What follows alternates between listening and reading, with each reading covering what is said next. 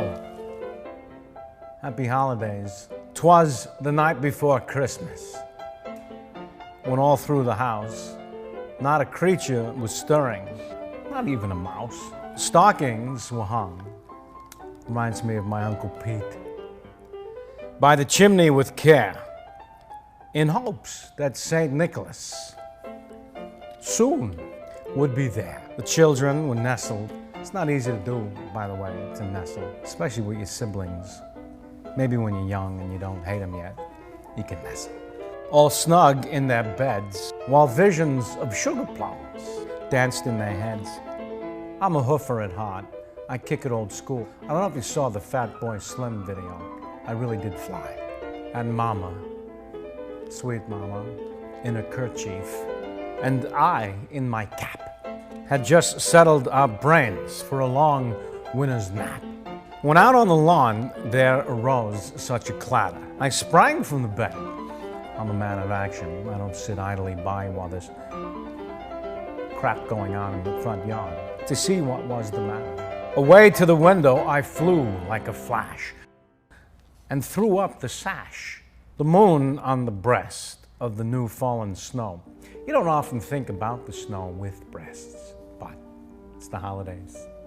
When what to my wondering eyes should appear but a miniature sleigh, little bastard, and 8 tiny reindeer with a little old driver, so lively and quick.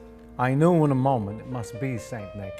So how must I ask, did I know? More rapid than eagles, his coursers they came, and he whistled and shouted and called them by name. This is how I knew. Now Dasher, prick by the way, Dasher. Now Dancer, now Prancer and Vixen. On Comet, on Cupid, on Donder and Blitzen. Donder, there's the forgotten reindeer. Had a gimp leg, I think. As dry leaves that before the wild hurricane fly, when they meet with an obstacle, mount to the sky. How will I know where that is? The coursers they flew, with the sleigh full of joys, and St. Nicholas too. We're about halfway through. And then in a twinkling I heard on the roof the prancing and pawing of each little hoof. As I drew in my head and was turning around down the chimney, St. Nicholas came with a bound. I turned my head for a second, and this little fat bastard is up all in it. He was dressed all in fur from his head to his foot. His clothes were all tarnished with ash and soot. A bundle of toys he had flung on his back, and he looked like a peddler just opening his pack. Not a dope peddler, mind you. It's a much smaller bag that the dope peddler has. His eyes, how they twinkled. It's true. It's half in the bag. Maybe that's why the bag was so huge.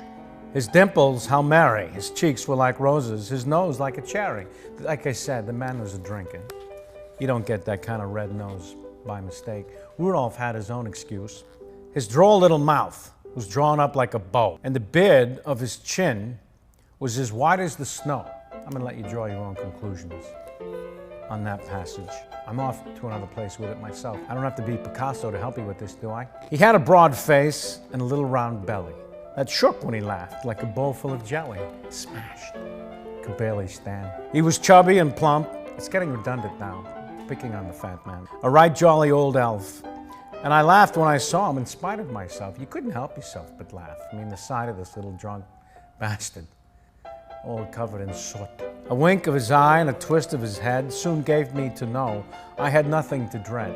He spoke not a word, but went straight to his work, and filled all the stockings, then turned with a jerk, and laying his finger aside of his nose and giving a nod, up the chimney he rose. That's all it takes for Santa to go back up a chimney. Finger to nose, nod, boom. He sprang to his sleigh, to his team gave a whistle, and away they all flew like the down of a thistle. What the hell, man? But I heard him explain as he drove out of sight, Merry Christmas to all, and to all a good night. It's a great story, even though half of it doesn't make any sense these days. But I hope it brings to you the sort of season's greeting that was intended. Until next year, ho ho.